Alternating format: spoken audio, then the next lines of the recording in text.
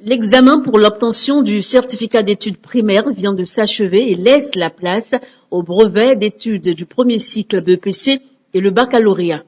Le décompte lancé, les différents acteurs s'activent pour mettre les petits plats dans les grands afin de mieux encadrer les candidats pendant ces quelques jours de révision. En temps de révision, les professeurs vont renforcer les capacités. En temps de révision, va leur attribuer les professeurs vont leur attribuer des travaux dirigés, c'est-à-dire c'est quelque chose comme travaux dirigés, pour pouvoir voir qu'est-ce qu'il faut régler avant les examens. Donc, on va les tenir en haleine jusqu'à la veille des examens, c'est-à-dire qu'on ne va pas les lâcher.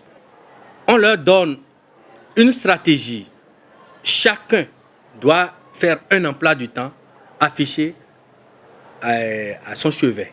De leur côté, les apprenants s'affairent comme ils peuvent pour donner le meilleur d'eux-mêmes et mieux s'approprier certaines notions. En maths, je me sens un peu plus faible.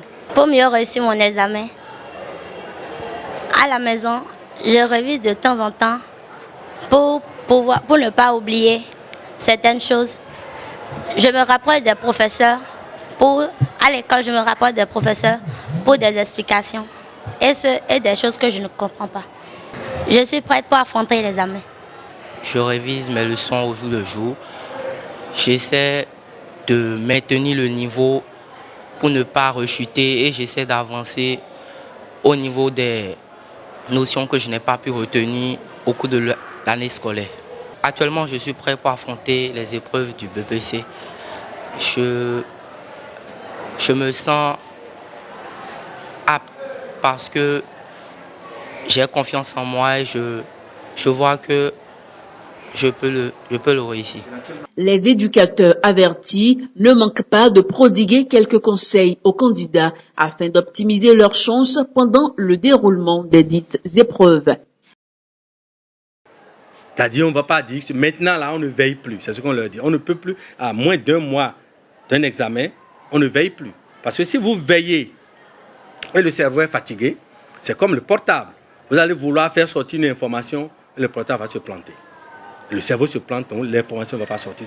Le matin, si vous vous réveillez et vous voulez étudier, il faut respirer, il faut inspirer profondément, respirer, ça chasse le stress.